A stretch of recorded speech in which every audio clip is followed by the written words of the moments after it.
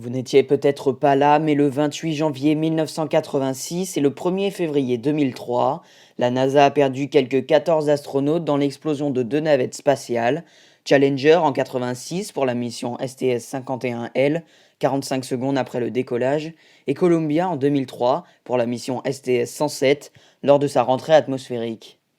Ces deux catastrophes aérospatiales se sont déroulées aux abords du Kennedy Space Center, d'où les navettes avaient décollé. Aujourd'hui, nous allons nous pencher sur l'une des plus grandes catastrophes aérospatiales qui n'ait jamais existé, l'explosion de Challenger. La mission STS-51L a été fortement relayée aux États-Unis en raison de la présence de Christina McAuliffe, une institutrice américaine qui a été sélectionnée pour transmettre à ses élèves et au monde entier son expérience spatiale du point de vue d'un professeur.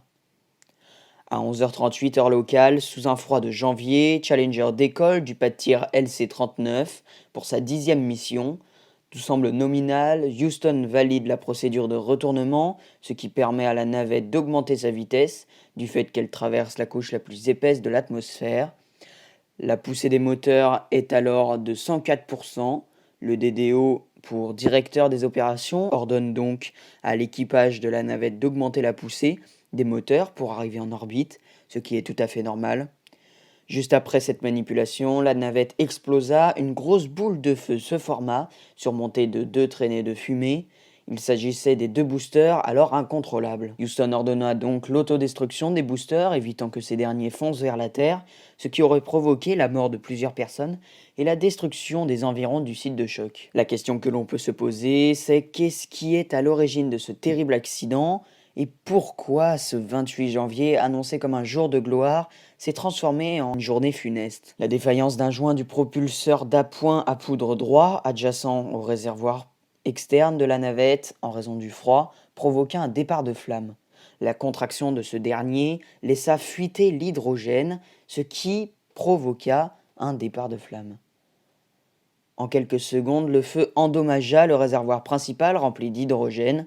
La structure céda sous la chaleur, le dôme inférieur du réservoir se sépara et les forces aérodynamiques dévièrent la trajectoire de la navette, entraînant sa destruction. Les gardes-côtes et l'armée arrivèrent sur les lieux de l'impact de la navette, sur l'eau, après la chute de tous les débris, environ 5 minutes après l'explosion. 6 semaines furent nécessaires aux forces maritimes pour retrouver toutes les pièces du puzzle, ainsi que les corps des regrettés astronautes. La dernière chose retrouvée dans l'océan Atlantique, c'est le corps de Gregory Jarvis qui a flotté pendant un court instant, puis qui a soudainement disparu. La recherche du corps de ce dernier a duré 5 semaines, concluant à quelques 11 semaines de travail acharné des gardes-côtes et de l'armée pour trouver toutes les pièces de la navette, devenue célèbre par ce tragique jour de mois de janvier 1986. Suite à la mise en confinement des équipes de Houston, une équipe fut ouverte pour déterminer les causes de ce terrible accident.